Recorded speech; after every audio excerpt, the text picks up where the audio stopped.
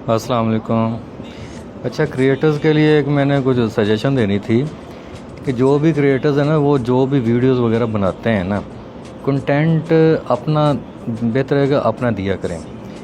और दूसरी बात यह है कि वो शेयर्स के जो ऑप्शन होते हैं ना, जितने भी ऑप्शंस आप उनमें से अवेल कर सकते हैं ना, ख़ासकर फेसबुक, यूट्यूब और अपना ट्विटर और इंस्टाग्राम, ये लाजमी यूज़ करें।